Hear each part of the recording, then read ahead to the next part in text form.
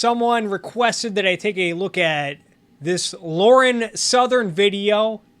It was uploaded yesterday, May 1st. Already has 30,000 views. And Euron Brook responded to this earlier, although he did not respond to all of it. And I think I'm going to give a unique perspective compared to him anyway. So let's go ahead and watch it. You do not have to join the Red Army to recognize that capitalism has some problems. Capitalism has some problems. Let's hear what these problems are. You can even love it and realize this. But the truth is, one could create the greatest system in the universe, but as soon as you insert humans, said As soon as you insert humans, system will have issues. Check out the Garden of Eden. the system, okay, so Garden of Eden. So this goes back to something I've been talking about for years. My video called Why Socialism Won't Go Away, I explained that one of the biggest aversions, one of the reasons why people are so skeptical of freedom and capitalism is because they think that human beings are too dumb, too immoral, and or too irresponsible to be trusted with freedom. If we just let everyone be free, we'll get these big, greedy, scary monopolies.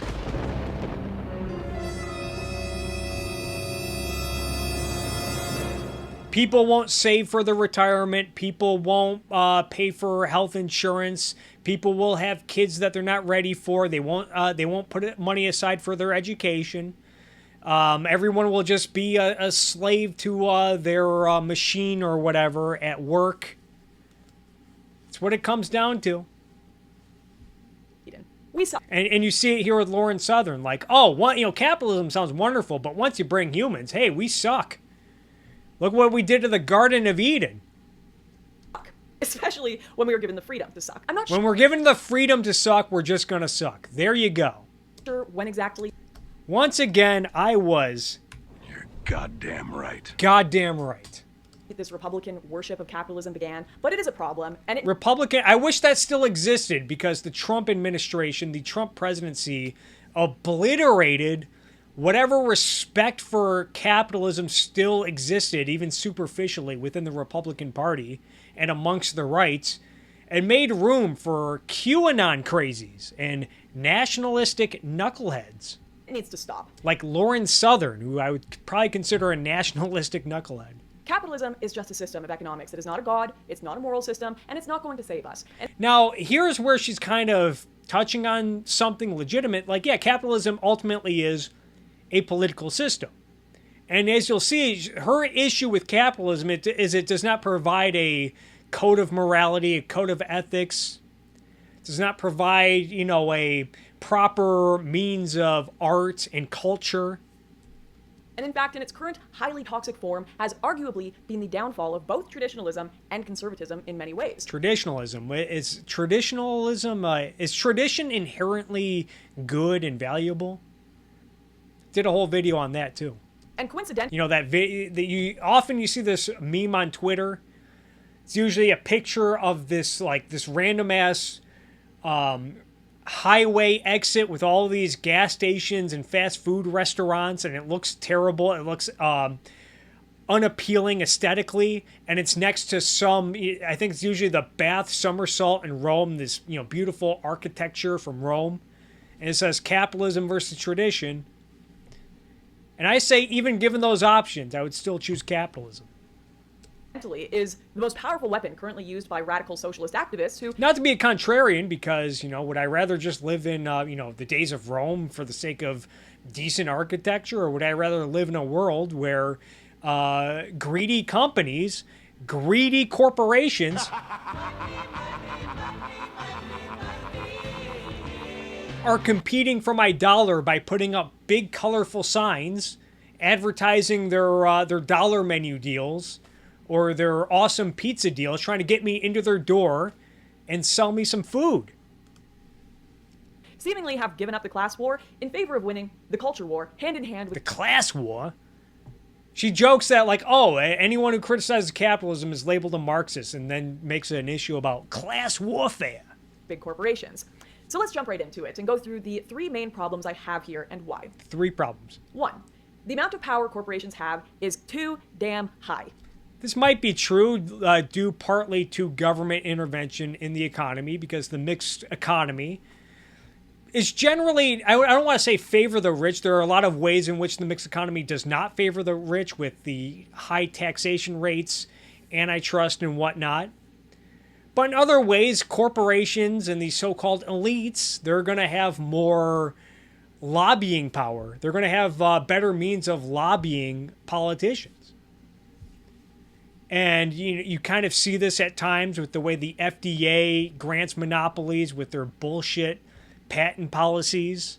Not that patents are bad, but the way the FDA approaches it has resulted in locking out competition, creating monopolies, causing drug prices to skyrocket. And yeah, you see this in banking with the regulations in the Federal Reserve. It's probably not easy to open a bank in the United States without jumping through all the regulatory hoops that only large players can afford to jump through. I have a lot in common with libertarians. I ran for the Libertarian Party. I generally want to be left alone and not have the foot of the state constantly on my throat.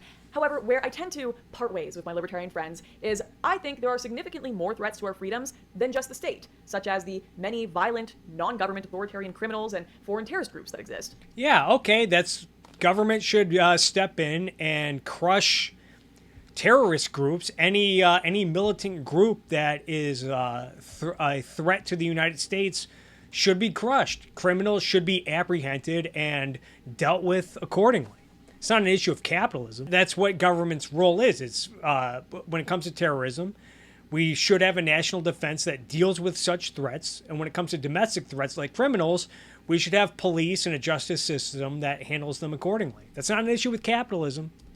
All people I don't particularly want entering my country or running around freely.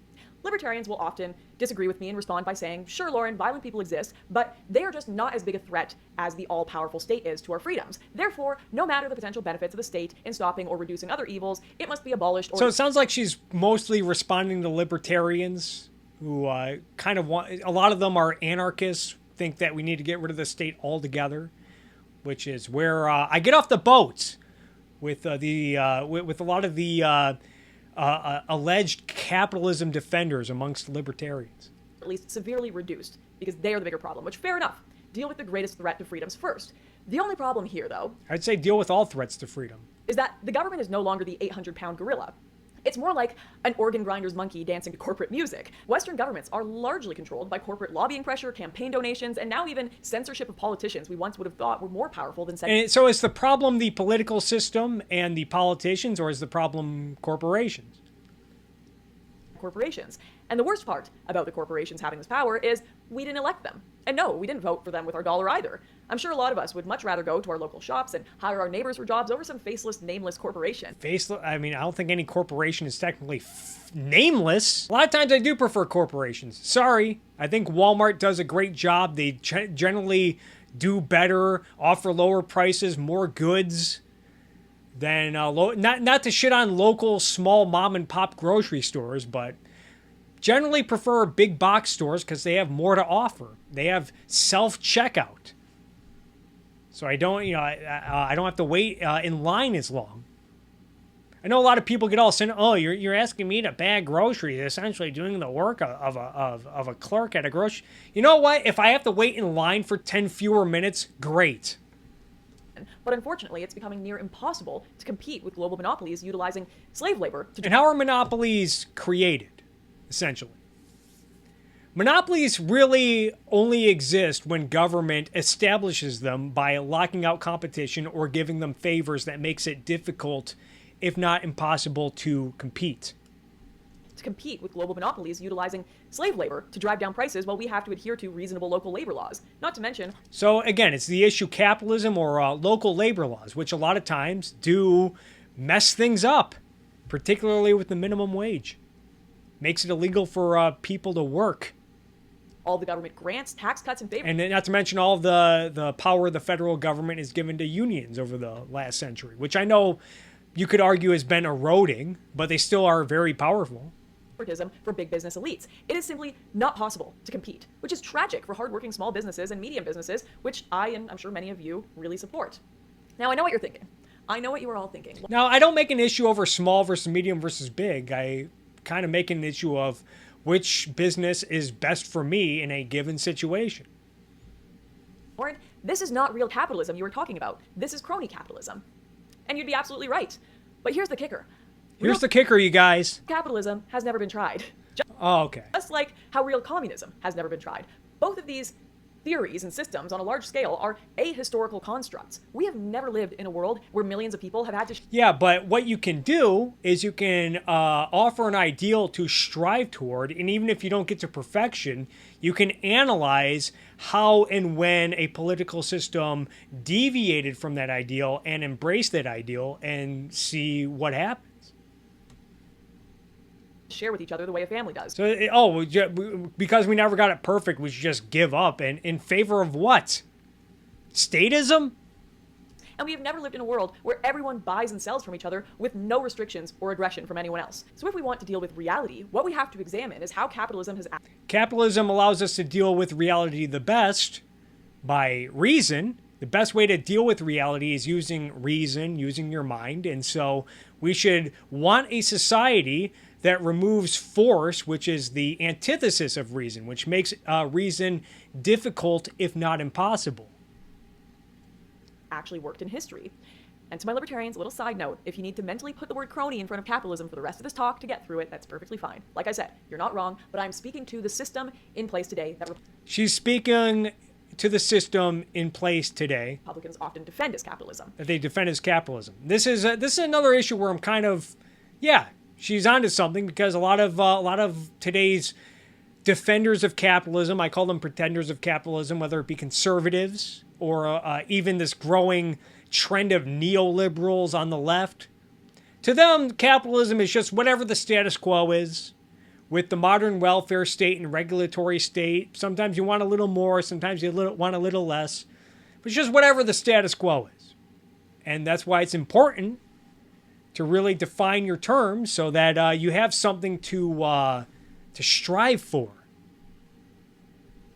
And history tells us that this system can absolutely lead to brutal, authoritarian, and freedom-threatening results, as it is quickly doing so today. Corporations have... Yeah, the mixed economy is ultimately unsustainable. It creates, a perpetual state of pressure group warfare. If we're going to have this welfare state, regulatory state, mixed economy, then it's just constantly who has the more appealing arguments on how to promote the general welfare. Power to politically manipulate populations, to deny us our speech, and even to control our thoughts and feelings through algorithms. That is terrifying. And despite this, you still have Republicans out here defending it as just a private company. And another Yeah, they are private companies. peep you may hear from them. She says this on fucking YouTube. She would not have a career without big tech. Woo!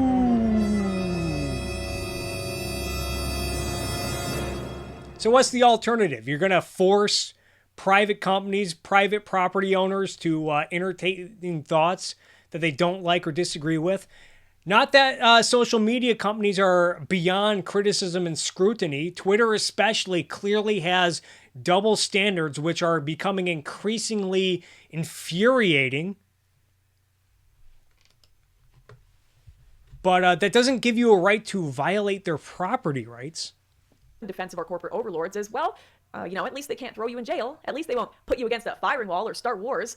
Yeah, sorry. That just doesn't quite line up with history either. I could do a whole video on private war profiteering. And massive companies... Private war profiteering?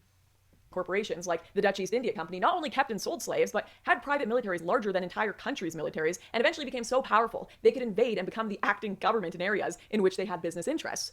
To pretend that if we just abolished the government, none of these corporations... See, this is what she's responding to. If we just abolish the government. That's not what I advocate for. She's responding to the libertarians. This is why it's important to sometimes call out libertarians and conservatives. Because when they do a shitty job of defending capitalism, they cause a lot of confusion to the point where goons like Lauren Southern want to just throw capitalism into the garbage. Corporations would ever even think to oppress... Like, oh, you want to abolish the government? Oh, look, what are these capitalists advocating for? ...us to fill that power vacuum and take away our liberties is madness. In fact, there is already legislation being proposed to allow Nevada tech companies to form their own governments in cities. Yeah, and I've read into this. I think it's great. I don't know about you guys, but I drive to Nevada and through Nevada multiple times a year. And I don't know if you guys know this, but there's a lot of Nothing in Nevada outside of Las Vegas and maybe Reno and a few other small pockets. Just a lot of deserts, a lot of hills, a lot of sand, a lot of cacti.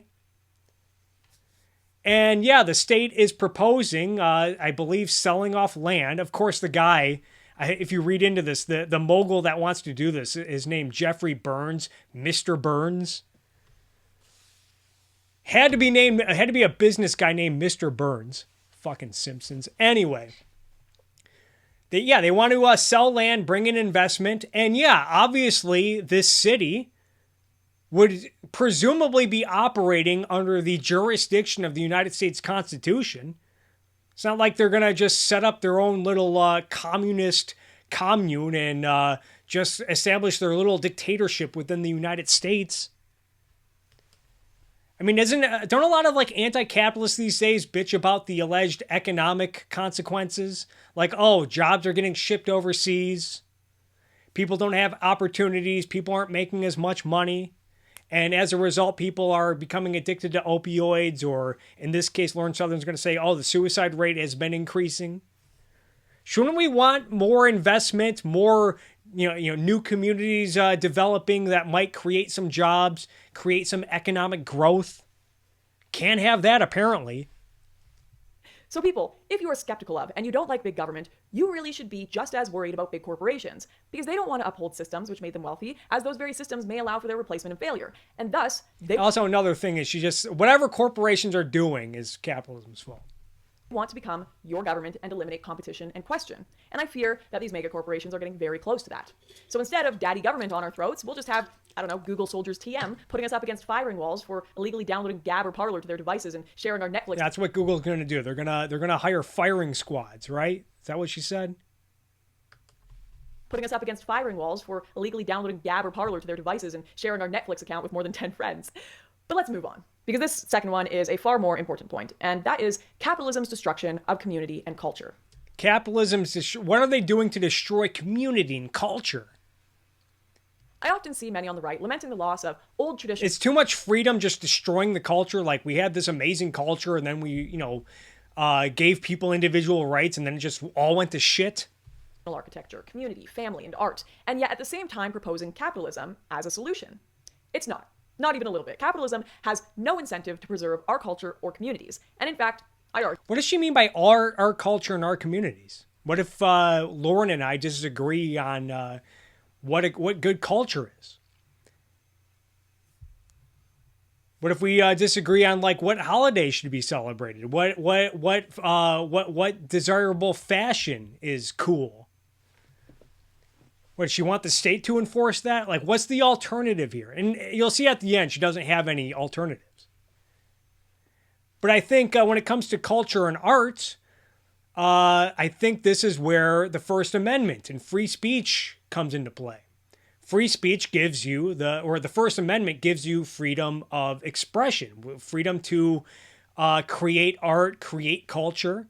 And that's how it should be. And yeah, a lot of times, if you have a completely free society, it may be the case that a lot of people create crap art that's undesirable, that's degenerate, that's disgusting, that promotes bad values, anti-values, however you say it, whatever the right word is, or nihilistic. Like, do I like that a movie like Joker not only exists, but is rather a big part of the culture now? No, but what am I going to do? Am I going to try to lobby the government to ban it from movie theaters?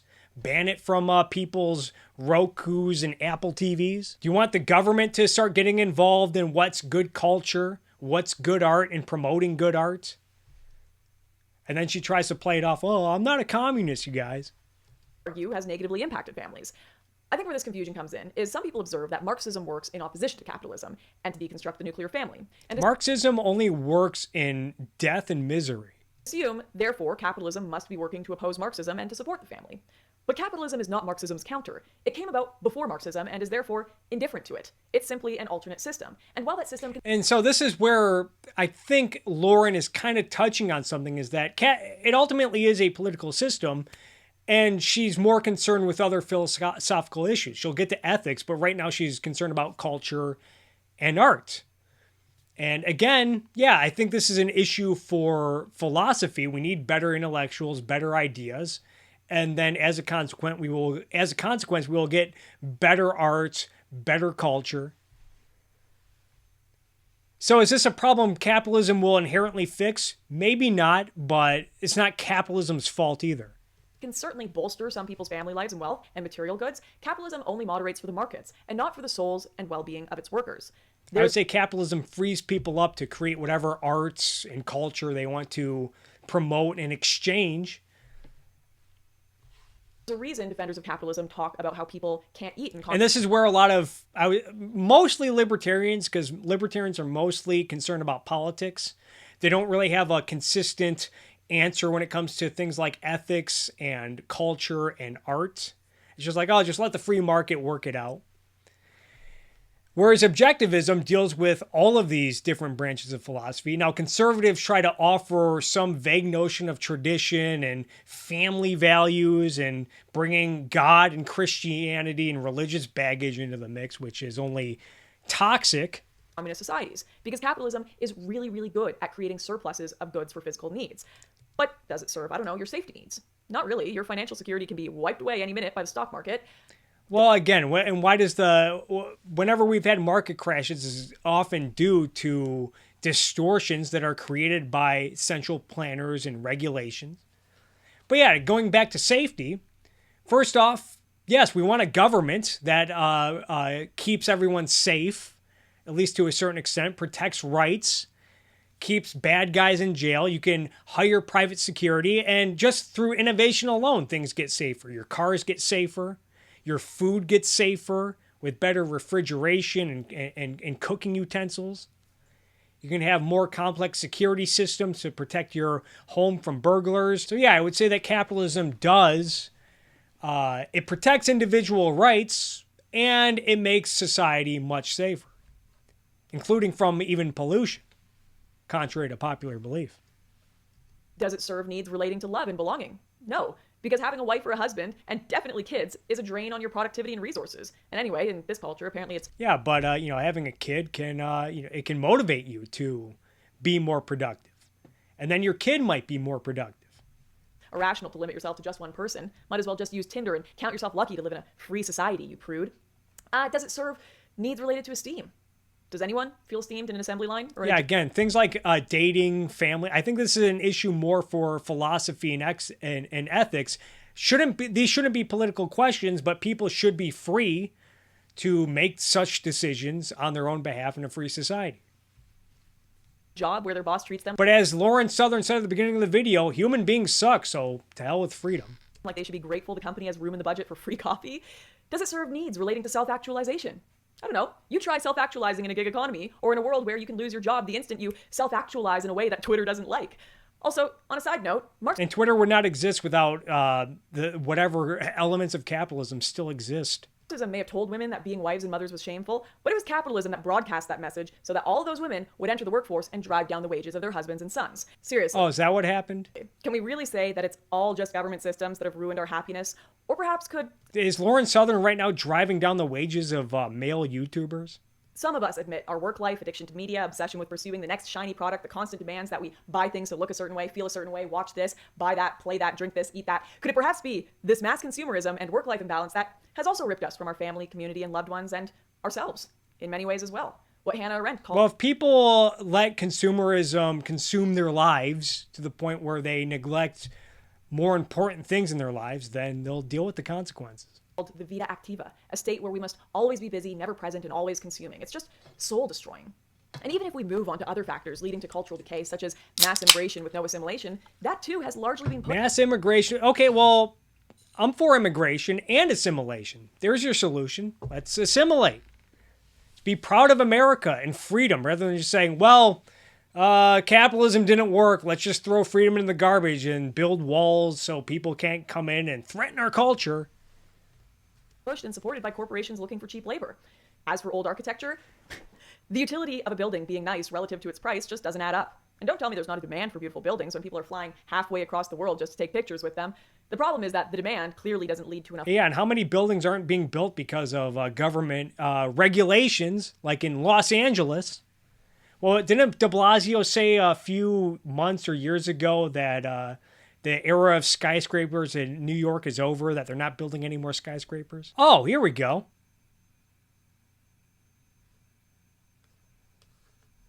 So de Blasio, he instituted a skyscraper ban? All right, so is that capitalism's fault?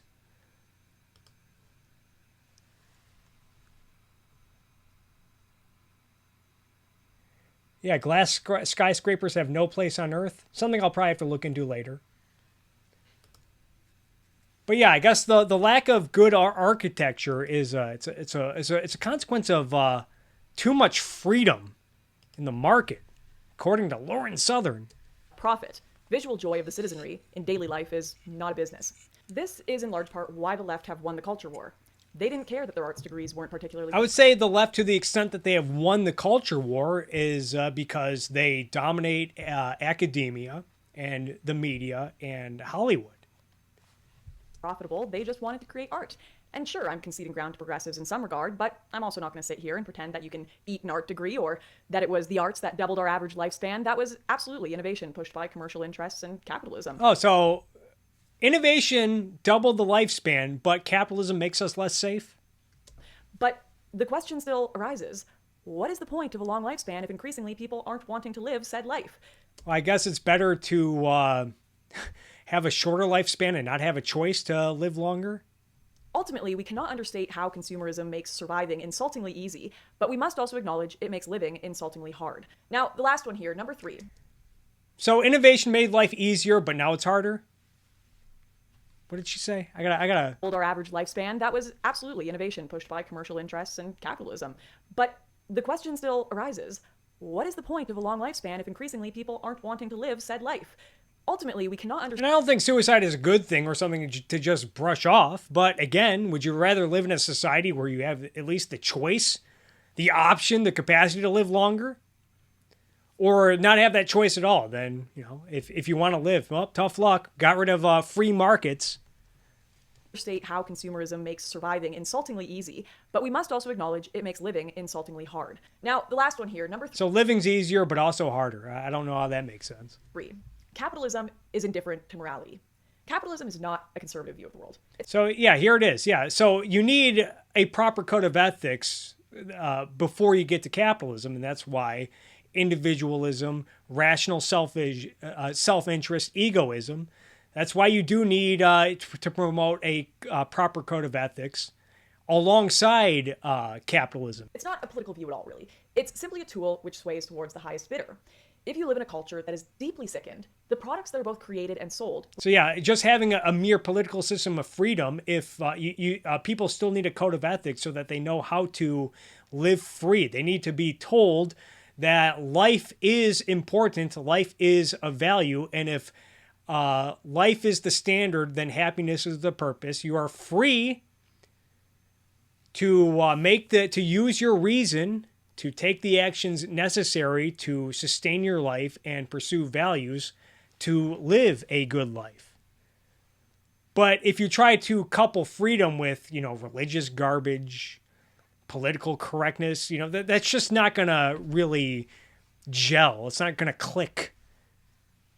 Will sicken with it. They won't save it. They won't pull you out of your moral darkness. Capitalism just amplifies what we as humans desire in our hearts, which is why it has done very wonderful things worthy of praise. But if you are a nation that has lost morality, if you are a nation that has lost God, capitalism just becomes the devil's playground. Go ahead, ignore your family and friends so you can work to fund your alcoholism. Is that in your best interest to ignore your family and friends and just get drunk?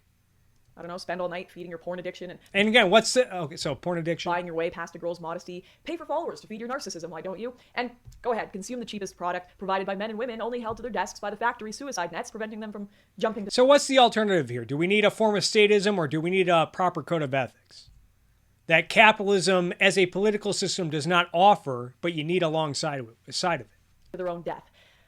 I'm sorry, but there is a reason that even the most stringent conservatives like Sir Roger Scruton often describe themselves as... And this is where conservatives look like a bunch of dumbasses because they fall back on religion and faith and altruism as an answer and try to defend capitalism on those grounds. Like, oh, well, capitalism produces a lot more goods and services and raises the standard of living. Like, yeah, that's all true. But then you're going to get some horror stories here and there about how someone can't afford, I don't know, a sandwich or whatever. And then you get talked into the welfare state. Reluctant capitalists. Because modern capitalism is a deeply sick system. Because capitalism, you know, it is a system for selfish people. It's not a... If you try to promote that along, I mean, you just saw it in my second thought rebuttal video where he talks about... He smears conservatives, talking about how they're obsessed with religion and Jesus was all about, you know, helping the poor and to hell with the rich and all that. But then they want a system of capitalism, which is all about greedy corporations, selfish billionaires. You're damn right it is. And progressives are not wrong to call that out. If you can't acknowledge where your opponents are correct, you cannot argue with them on where they are wrong. Well, I think we should maybe ask if they're correct to begin with. You can't even begin to explain to them that this is crony capitalism. You can't even begin to argue that it's a user issue and application rather than the system itself without acknowledging that there is an issue in the first place.